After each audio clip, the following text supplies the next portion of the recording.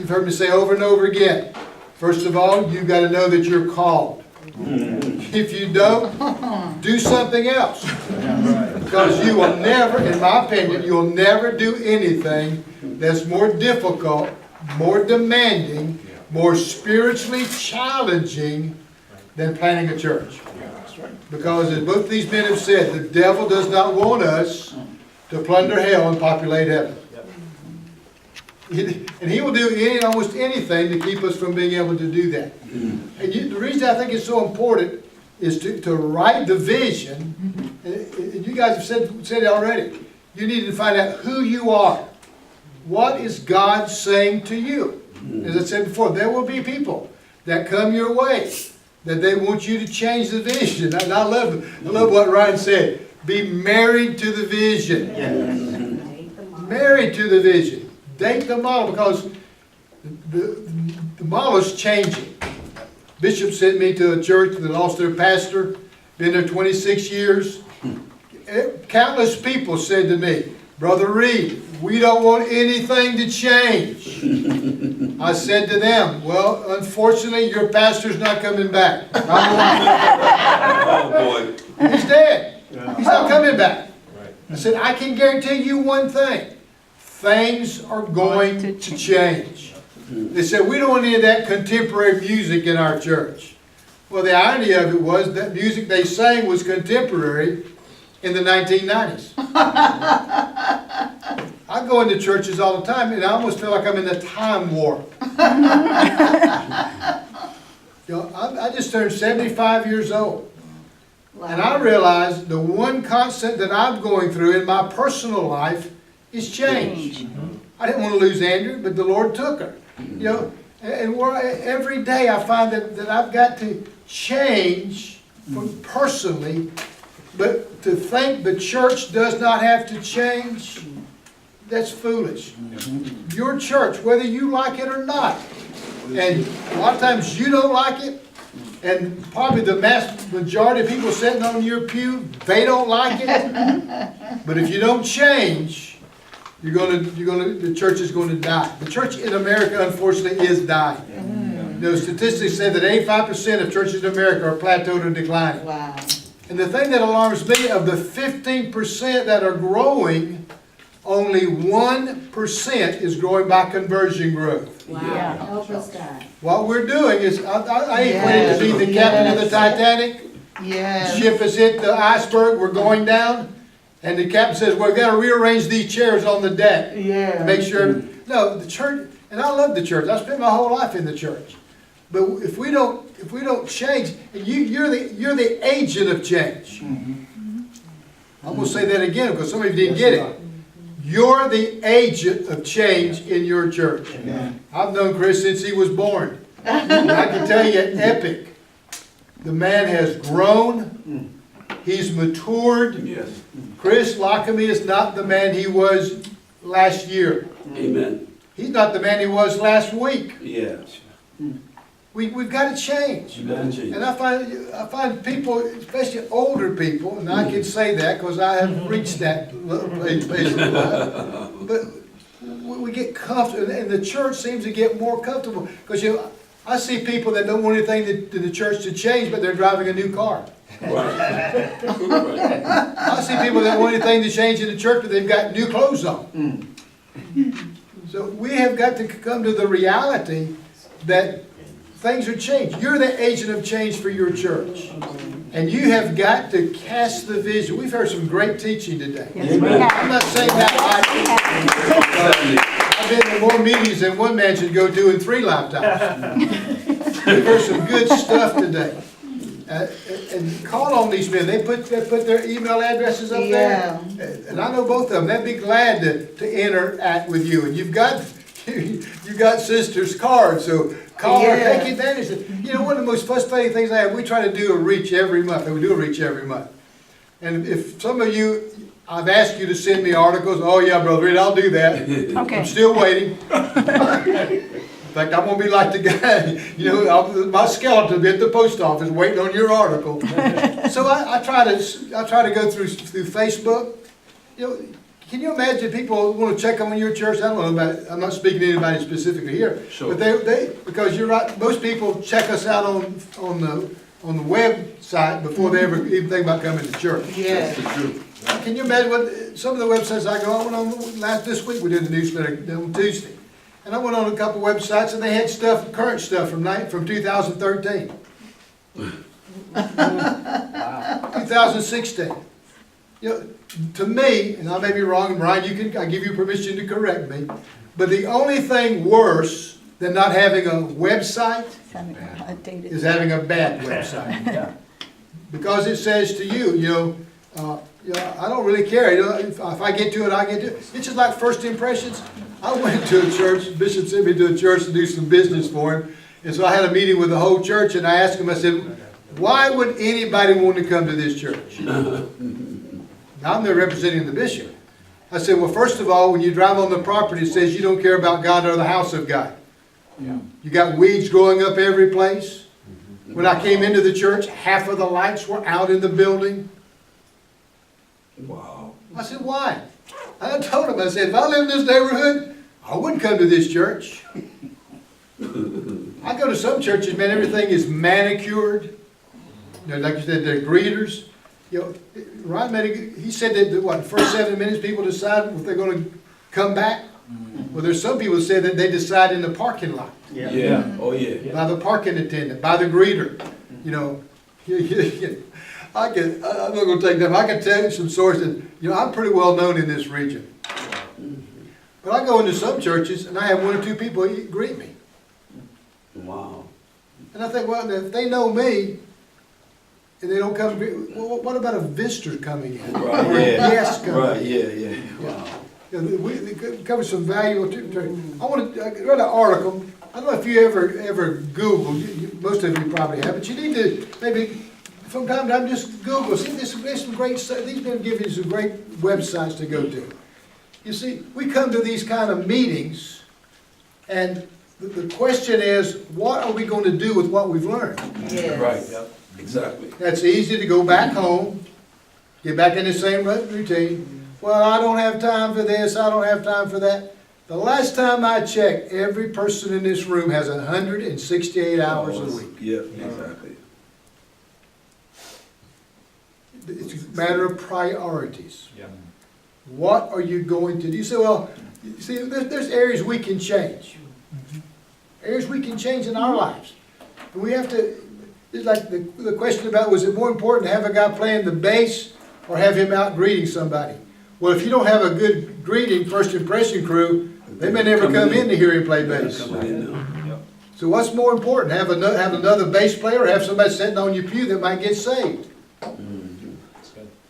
We got to get out of our mind and our spirit the preconceptions that we have, the way we need to do it. I'm talking about casting the vision. And you can't take people any further than you've gone. Yes. That is true.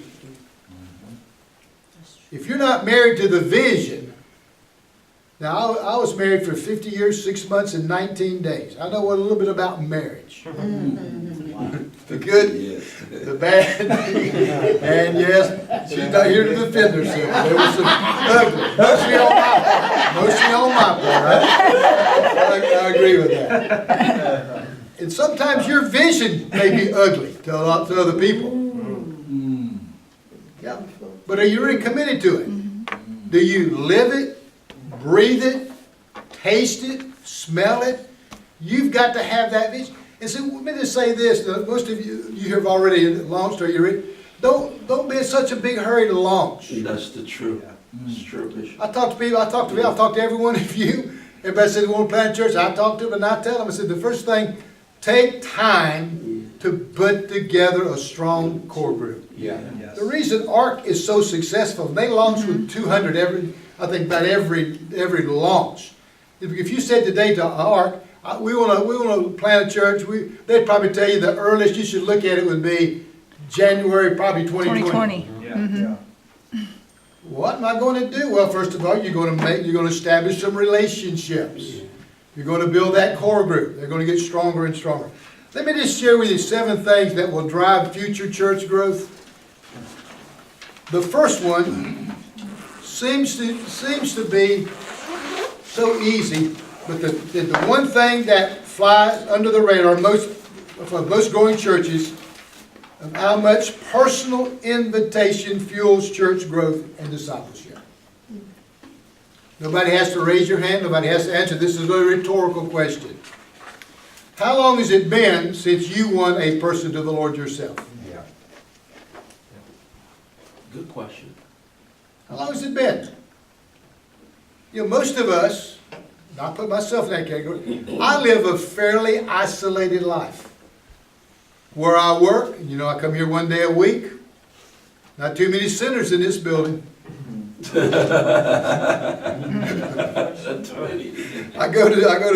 work at Parkway a couple days a week. During the week, not too many sinners in that building.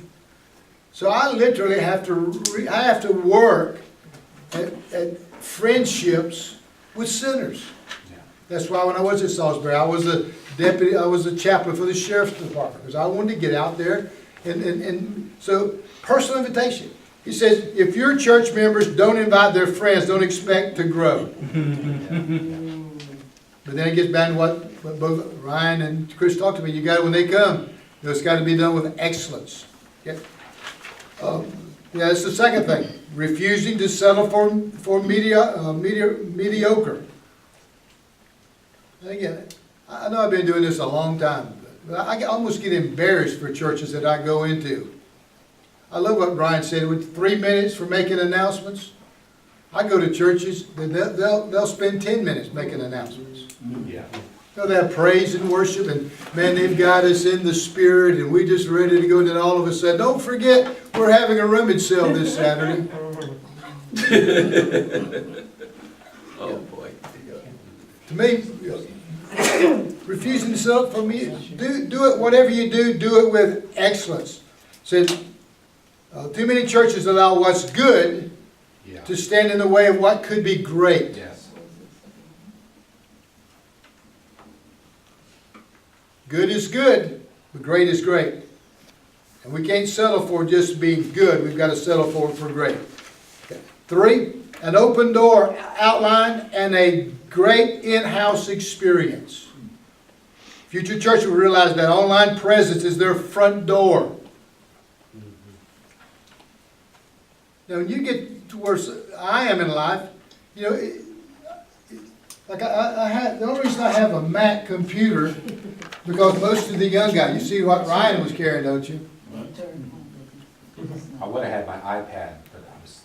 Yeah, well, I got my iPad, got my iPhone, because I realized that and there's nothing wrong with Microsoft, God bless you. But it's just kind of, you know, so we've got to be willing to do something different, expand ourselves. Yeah, I'm still. Yeah, I ordered a class a couple of weeks ago. Well, it's been about 3 months ago now on coaching, stress coaching. So I'm working through that. And then I ordered a class from the American Association of Christian Counselors upon narcissism. And I thought to myself, you know, I'm 75 years old. Why am I doing it? Because I want to stay fresh. Right, yeah. And I don't want. A friend of mine told me, he said he hadn't read a new book in 25 years. He was pastoring a church. I began to pray for that church. Right. Because, you know, when I was pastoring as long-term pastor, I found out that I heard myself repeating myself. I thought to myself, I got some pretty smart people sitting out there. Yes. Doctors, teachers, other folks. And if I know I'm repeating myself, they know that I'm repeating myself. So you've got to have an open door and be willing to create a great in-house experience. They look at it. And then the 4th thing is genuine community. So the paradox of our age is that we've never been more connected as a culture and will never felt more alone. Churches that grow in the future will prioritize community, real community. But I find some preachers that are good at thus saith the word of the Lord, But it's difficult, Yeah. sit down one-on-one with somebody when they may find out you don't know everything. Yeah. I guess the greatest lesson, the greatest lesson I learned out of Andrew's death was her and I had preached and taught for 50 years. We had taught, that our lives are in the hand of God. That God is sovereign. That God will be with you in every situation, in every circumstance. The night that Andrew died, I tossed and turned on. I woke up about 3:30 in the morning. And the scripture just resonated in my heart, in my spirit. From Job 1:21 that said, "The Lord gaveth, and the Lord taketh away. Blessed be the name of the Lord." Now, no way do I equate what I went through with what Job went through, but the same God that comforted Job at that time, the same God that comforted me. And the greatest lesson in that I learned is that what I have been preaching and trying to live for 50 years works. Wow. Yeah. It works. That's good. It works. That's a great revelation for me. The fifth thing is a deep engagement. That I've written about before. In the future church, engagement will drive attendance. People are not satisfied just to come to church on Sunday morning. They want to be engaged, and that's our job to make sure that they are engaged. Then the sixth thing is clarity. Growing churches are clear churches. They have clarity about the mission, clarity about the vision, and they have clarity about the strategy. Know what you're doing and then do it with excellence. And then the seventh thing is risk and experimentation. I was at Salisbury for a total of 16 years, but 8.5 years before we had our first breakthrough to start healing. I was there 12 years before I thought the church now was in a position to grow. And in one of our church council meetings, I told the council, I said, and I told them, 8.5 years ago, the last person that was involved finally came forth and we started healing, and now after 12 years we're at the point of being healed enough that we can grow.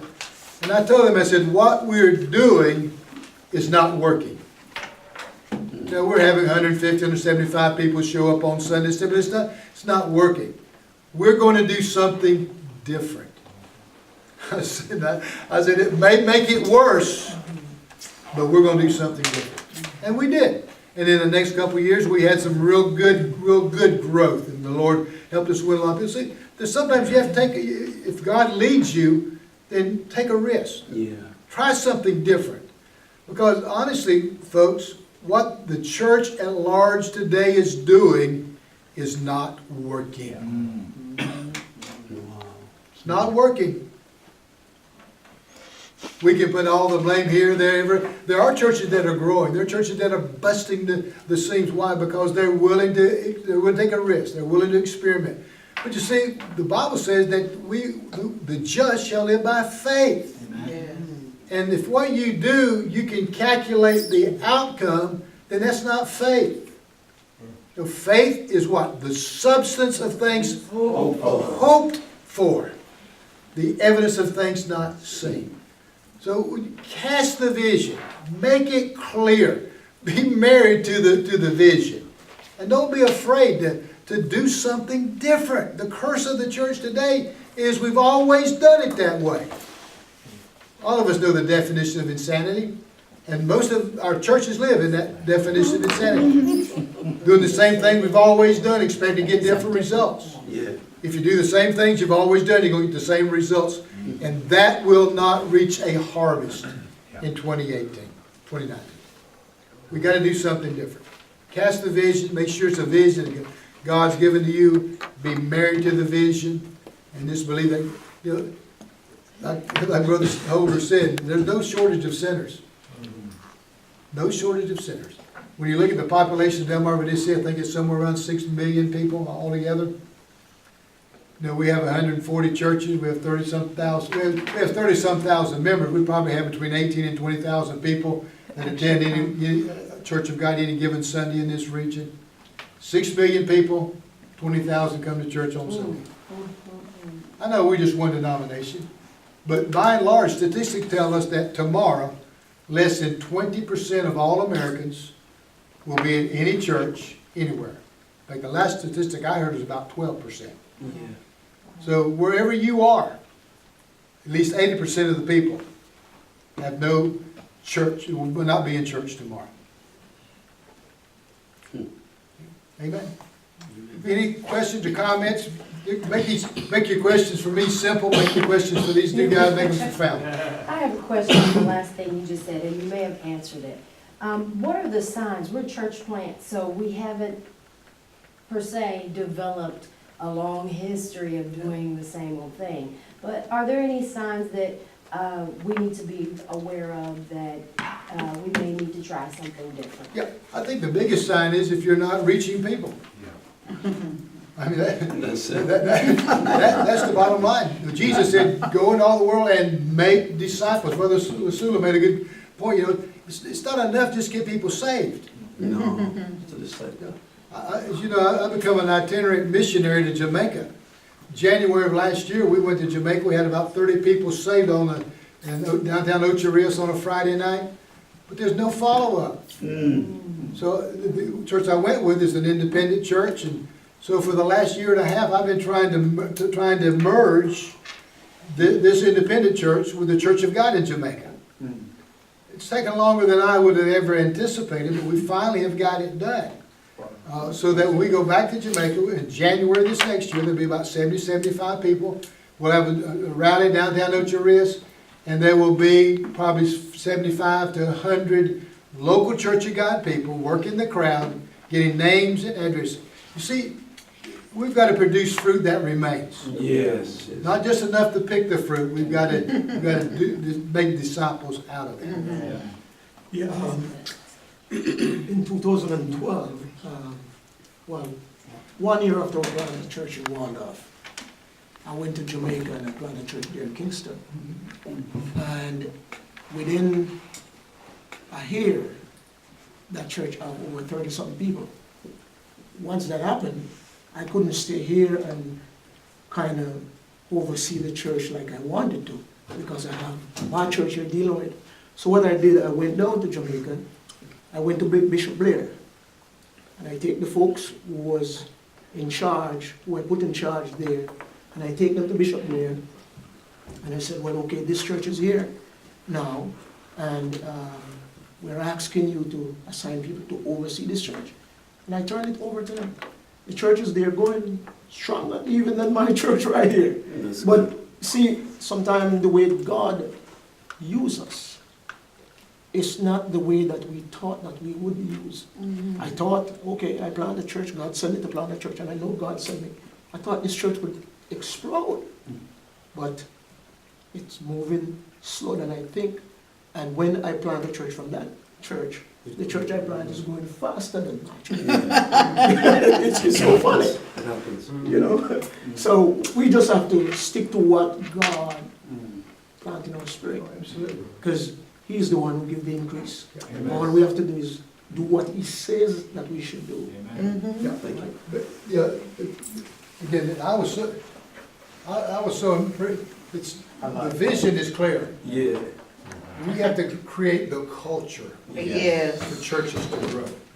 yes. This is God's part. He gives us the vision. This is tough, and it varies from. Look around this room. There's so many. You know, Brother Ken has a different culture in Harford County and Yes. whatever, St. Mary's County. Is that where you are? In Charles County. Charles County. Yeah. Howard County. You know, there are cultural. What we have to do is that's where our passion has to come to the forefront. Yeah. Yeah. What do I have to do to reach my culture? Yeah. And I am convinced that we're not going to reach our culture with methods we used 10 years ago, 5 years ago. You know, it's changing so rapidly, you know, that we've got to really pray, and we've got to be willing to make those changes. You know, I hate to keep beating on that drum, but I think that's the thing that's holding us back, is our reluctance to say, God, how do you want me to reach my culture?